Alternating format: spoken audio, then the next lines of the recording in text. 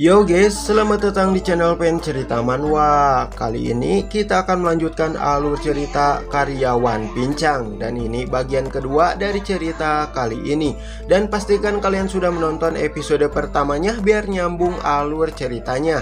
Kalian bisa cek di playlist untuk video yang lainnya. Baiklah, tanpa berlama-lama lagi, langsung saja kita mulai ceritanya. Beberapa waktu setelah itu, tepat di lantai 15 ruang pertemuan 2, Shin memperlihatkan seseorang yang baru saja terkena hantaman balok kayu. Orang yang terkena hantaman itu dibuat tumbang seketika. Orang-orang yang ada di sana pun sangat terkejut karena ini baru pertama kalinya bagi mereka melihat hal ini. Orang yang memegang balok kayu itu memiliki perawakan yang gemuk dan dia juga sudah berada di zona aman. Sepertinya dia sedang berusaha untuk memonopoli zona aman itu sendirian. Ia tidak mengizinkan siapapun untuk masuk ke dalam sana. Pria gemuk itu memberi ancaman pada orang-orang di sana, siapapun yang mendekat akan ia habisi. Ia meminta orang-orang itu untuk pergi dari sana dan menyuruhnya untuk mencari zona aman yang lainnya. Eunho dan Jeun yang baru tiba di sana dibuat cukup terkejut melihatnya. Walaupun Eunho sudah menduga hal itu akan terjadi, namun ia tidak menyangka jika hal itu akan terjadi sebelum zona amannya penuh. Orang di sebelah kanan memaki mengatakan jika masih banyak ruang yang tersisa di dalam sana. Orang di sebelah kiri membenarkannya. Kita semua pasti muat di dalam sana. Ia meminta pria gemuk itu untuk tidak egois. Tidak terima dikatai egois. Pria gemuk itu mengumpat menanyakan siapa yang mengatakan jika dirinya egois. Kalianlah yang seharusnya dikatai egois. Selalu mencari-cari pekerja kontrak dan lalu meninggalkannya. Kalian tidak tahu seberapa menderitanya hidupku karena kalian. Setelah cukup lama memperhatikan pria gemuk itu, Eunho mengutarakan sepertinya aku pernah melihatnya. Dia dari divisi operator sport. Jeun membenarkan. Lalu ia menjelaskan jika pria gemuk itu seorang asisten manajer Kwak Dong-sok. Dia bergabung 2 tahun lalu untuk menggantikan pekerjaan manajer Han. Seharusnya dia sudah selesai bekerja di sini karena kontraknya sudah berakhir. Mendengar itu Eunho cukup terkejut. Ia baru mengetahui jika ada orang lain yang bernasib sama seperti dirinya. Tidak lama dari itu, seorang pria parubaya muncul di sana. Rambut belakangnya putih dan juga sebagian rambut atasnya rontok sehingga memperlihatkan kulit kepalanya. Pria itu berteriak memaki pria gemuk itu. Beraninya kamu mengatakan hal itu? Aku sudah memberimu pekerjaan di sini. Seharusnya kamu bersyukur karena sudah mendapatkan pekerjaan. Namun respon yang diberikan pria gemuk itu tidak seperti yang diharapkan. Ia seperti sangat kesal pada pria itu. Giginya mengerat menahan emosi yang selama ini ia tampung. Tanpa basa-basi pria gemuk itu langsung melesatkan balok kayu sehingga pria parubaya itu dibuat tumbang seketika. Orang-orang yang ada di sana kembali panik melihatnya. Mereka tidak menyangka jika pria gemuk itu berani melakukan hal itu. Mereka menjadi bingung dengan apa yang harus mereka lakukan. Salah satu wanita yang ada di sana tidak tahan melihatnya. Ia berbalik sembari mengatakan jika dirinya akan pergi ke lantai yang lainnya. Pria paling belakang mengingatkan jika mereka tidak memiliki banyak waktu lagi. Menyaksikan kejadian itu, Jeun berkomentar jika pria gemuk itu terlalu berlebihan. Yang satu memanfaatkan dan lalu membuangnya. Sedangkan yang satu lagi tidak dapat mengontrol emosinya sehingga dapat menghabisi seseorang. Namun berbeda dengan tanggapan Eunho. Dengan pengamatannya ia dapat melihat jika pupil mata pria gemuk itu bergetar hebat. Pernapasannya kacau, dan juga tangannya bergetar. Itu semua menandakan jika dia baru pertama kali menghabisi seseorang. Namun pecahan keramik yang ada di saku bajunya dan juga pot tanaman yang ada di sebelahnya, menandakan jika dia sudah merancangnya dan mempersiapkan diri untuk menghabisi seseorang, yang menandakan jika pria gemuk itu memiliki dendam yang mendalam pada atasannya yang telah memperlakukannya dengan tidak semestinya. Dengan bingung Jeun menanyakan apa yang harus kita lakukan sekarang. Sepertinya kita tidak bisa berbicara baik-baik dengannya. Tidak menanggapi, Eunho segera berjalan menghampiri pria gemuk itu. Ia akan mencoba untuk menenangkannya. Ia juga berharap akan ada kesempatan untuk berbicara dengannya. Di hadapan pria gemuk itu Eunho menyapa dan meminta izin untuk mengobrol dengan sesama pekerja kontrak. Ia mengatakan jika apa yang kamu lakukan sekarang ini adalah menggali kuburan sendiri. Eunho meminta pria gemuk itu untuk memikirkannya dengan baik. Orang-orang dari berbagai perusahaan sedang melakukan suatu misi di gedung ini. Mereka mungkin sudah mencoba untuk bekerja sama dengan yang lain. Umumnya mereka akan mencari rekan untuk berjuang bersama. Tapi bagaimana denganmu? Seorang pegawai yang menghabisi seseorang. Kamu menjadi orang yang paling tidak layak untuk dijadikan rekan. Kamu dilihat sebagai orang berbahaya yang harus dihabisi terlebih dulu agar bisa bertahan hidup. Bersamaan dengan perkataannya itu, dalam kepala Eunho ia sudah mempertimbangkan dengan apa yang harus ia lakukan. Dengan misi-misi yang bersifat kompetitif seperti ini, berjuang sendirian mungkin jauh lebih baik.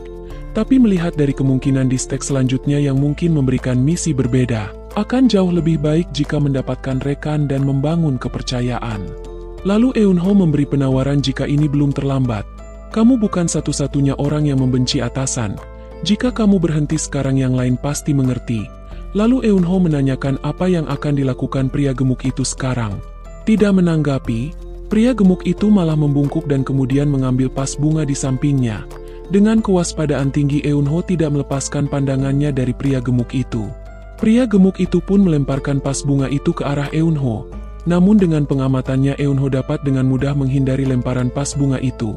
Namun pas bunga itu malah mengenai seseorang yang tepat berdiri di belakangnya.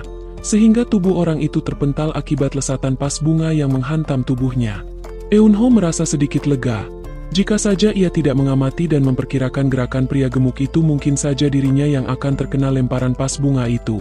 Meski begitu Eunho sedikit cemas. Mengingat jika waktu yang tersisa tinggal sedikit lagi. Tidak lama dari itu Eunho dikejutkan dengan layar sistem yang muncul tepat di sampingnya.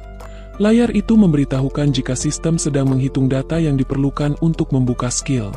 Di saat Eunho terfokus pada layar sistem itu, ia tidak menyadari jika pria gemuk itu melesatkan balok kayu di tangannya. Beruntungnya dengan gesit seorang pria menarik Eunho ke belakang sehingga hantaman balok kayu itu dapat dihindari. Setelahnya pria itu menanyakan apakah Eunho baik-baik saja. Lalu pria itu mengajak Eunho untuk pindah ke belakang karena berdiri di depan pintu seperti itu terlalu berbahaya. Eunho pun mengiyakan dan mengutarakan rasa terima kasihnya karena telah menyelamatkannya. Setelah itu mereka pun berkumpul bersama Ji-eun. Pria itu memperkenalkan diri jika namanya Jae-hyuk. Ia bekerja di Hando General Trading di lantai 17. Setelah mengatakan itu Jae-hyuk berpamitan untuk turun ke lantai bawah.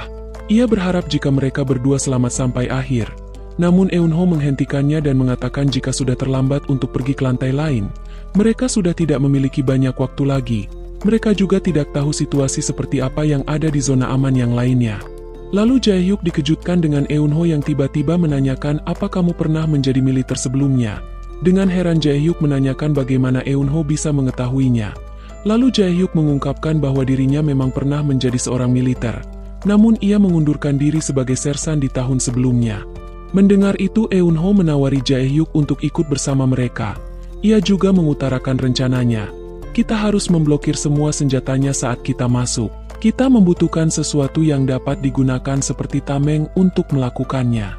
Beberapa waktu setelah itu, Shin memperlihatkan Jae-hyuk dan Ji-eun yang sedang mendorong sebuah papan kaca ke hadapan pria gemuk itu.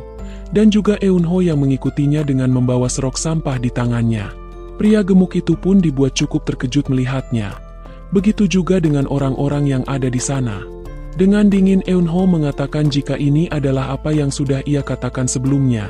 Kamu hanya memiliki satu kesempatan. Tidak tinggal diam, pria gemuk itu segera mengayunkan tongkat kayu di tangannya. Ayunan itu pun menghantam papan kaca sampai hancur di samping Ji-eun. Beruntungnya tongkat itu dapat dihentikan dan juga serpihan kaca tidak ada yang terlontar ke arah Ji-eun. Melihat itu, Eunho segera meminta mereka berdua untuk membalikan papannya. Pria gemuk itu pun menjadi semakin panik saat berhadapan dengan Jae-hyuk. Merasa terpojokan, pria gemuk itu segera mengeluarkan cutter dari kantong celananya, dan langsung menusukkannya pada Jae-hyuk melalui celah yang ada di sampingnya. Melihat Jae-hyuk ditusuk Eunho dibuat sangat panik. Ia tidak menyangka jika sesuatu yang tidak ia duga akan terjadi. Ia tidak mengira jika pria gemuk itu masih mempunyai senjata lainnya. Eunho dan Ji-eun segera berlari menghampirinya. Terlihat Jae-hyuk yang kesakitan sembari memegangi perutnya yang tertusuk. Mendengar pria gemuk yang malah mengoceh dan tidak menyesali perbuatannya, Eunho tidak menghentikan langkahnya dan langsung melompat memberikan tendangan. Akan tetapi pria gemuk itu berhasil menahannya dengan menyilangkan kedua tangannya. Tidak berhenti di situ saja. Eunho segera menghantamkan serok sampah yang tepat mengenai kelapa si pria gemuk sampai terpental ke belakang. Tidak membuang waktu, Ji-eun segera memapah Jae-hyuk masuk ke dalam zona aman dengan Eunho yang berjaga di depan. Eunho meminta Ji-eun untuk membawa Jae-hyuk ke pojokan agar tidak ditargetkan si pria gemuk itu. Tidak terima dengan serangan Eunho yang mengenainya, pria gemuk itu segera menerjang ke arah Eunho sembari mengumpat mengatakan, beraninya orang cacat sepertimu memandang rendah ke arahku. Melihat itu Eunho menatap tajam ke arah pria gemuk. Ia menyimpulkan jika semua binatang mengalami emosi yang sama, baik itu manusia maupun hewan. Ketika termakan oleh amarah mereka kehilangan akal sehat sehingga menerjang secara membabi buta mengungkapkan emosi mereka. Di saat pria gemuk itu melompat untuk menangkap Eunho, Eunho segera melemparkan tubuhnya ke samping sehingga pria gemuk itu melesat keluar zona aman itu. Orang-orang di sana pun menjadi terfokus melihat pria gemuk itu yang tersungkur jatuh. Karena hal itu mereka melupakan jika waktu yang mereka miliki tidak banyak lagi. Tidak lama dari itu sistem memberitahukan jika waktu telah habis. Restrukturisasi dimulai. Seketika itu juga pria gemuk dan orang-orang yang ada di sana mulai memudar dan perlahan-lahan menghilang. Tidak lama setelah itu layar sistem muncul mengingatkan untuk memilih hadiah dari penyelesaian misi kali ini. Tanpa pikir panjang Eunho segera menggunakan hadiahnya untuk memulihkan kakinya. Seketika itu juga aura hijau muncul menyelimuti kakinya. Bersamaan dengan itu sistem memberitahukan jika distribusi hadiah selesai. Tingkat pemulihan mencapai 100%. Melihat itu Eunho sangat gembira. Entah ekspresi sedih atau terharu yang ia tunjukkan. Yang jelas ia sangat senang merasakan kakinya yang dapat ia gerakan dengan bebas tanpa adanya rasa sakit yang menyertainya. Sekujur tubuhnya bergetar tidak kuasa menahan rasa haru yang selama ini ia tunggu. Harapan yang sudah bertahun-tahun ia impikan kini terwujud dengan cara yang bisa disebut dengan keajaiban. Melihat Eunho yang terdiam dengan tubuh gemetaran, dengan khawatir Jeon menghampirinya sembari menanyakan apakah Eunho baik-baik saja. Apa kakimu sekarang sudah pulih sepenuhnya? Eunho menimpali jika dirinya baik-baik saja, dan juga kini kakinya sudah pulih sepenuhnya. Mendengar itu dengan ceria Jeon mengucapkan selamat atas kesembuhannya. Tidak mendengarkan Eunho merenungkan sesuatu. Aku baru memasuki dunia normal sekarang. Aku sudah bisa bergerak seperti yang lainnya. Namun aku tertinggal dengan yang lain. Mungkin yang lain sudah menjadi superhuman dengan hadiah yang mereka dapatkan. Mereka tidak sepertiku yang fokus menggunakan hadiah untuk menyembuhkan kakiku. Tidak lama dari itu mereka dikejutkan dengan suara Jaehyuk yang meringis kesakitan. Merasa jika dirinya akan berakhir di sini, Jaehyuk mengutarakan jika dirinya merasa senang bisa berjuang bersama kalian meski sebentar. Ia meminta Eunho dan Jaehyuk untuk menyampaikan kata-kata terakhirnya untuk ibunya yang ada di rumahnya. Mendengar itu Eunho segera menyela. Aku rasa kamu tidak perlu khawatir tentang hal itu. Aku lihat lukamu tidak terlalu dalam dan juga pendarahannya sudah berhenti. Mungkin kamu bisa menyampaikan pesan terakhirmu sendiri. Mendengar Eunho mengatakan itu, dengan heran Jaehyuk segera menoleh ke arahnya. Lalu Eunho meminta Jaehyuk untuk segera bangun. Mau sampai kapan kamu berbaring seperti itu? Setelahnya Jaehyuk pun dibuat keheranan. Ia merasa ada yang aneh. Jelas-jelas sebelumnya ia merasakan rasa sakit yang luar biasa pada perutnya yang terkena tusukan. Menyela kebingungan Jaehyuk, Eunho menanyakan apakah Jaehyuk sudah menerima hadiahnya. Saat Jaehyuk mengatakan belum, Jeon segera menyela. Ia mengutarakan pendapatnya jika hadiahnya akan sia-sia jika digunakan untuk menyembuhkan luka ringan. Mendengar itu Eunho meminta Jaehyuk untuk menggunakan hadiah itu untuk meningkatkan stat recovery. Setelah beberapa saat berbincang dengan mereka berdua, Eunho segera mengingatkan orang-orang yang selamat bersama mereka. Ia meminta mereka semua untuk segera membuka hadiah misinya sebelum misi selanjutnya. Beberapa saat setelah itu, mereka berdua dibuat keheranan melihat Eunho yang berlarian mengelilingi tempat itu. Merasa penasaran Jaehyuk menanyakan kenapa Eunho bertingkah seperti itu. Jeon menimpali jika dirinya juga tidak yakin. Namun sebelumnya Eunho mengatakan jika dia perlu memeriksa sesuatu. Dikatakan jika Eunho sedang mencoba mencari informasi seputar layar sistem berwarna ungu yang bertuliskan mengukur data yang dibutuhkan untuk membuka skill. Setelah cukup lama berlarian di sana, angka yang muncul pada layar sistem itu bertambah. Ia menyimpulkan jika layar itu bukan hanya mengumpulkan physical data saja. Di saat berlari setiap angka berganti dan terus naik sampai angkanya 100%.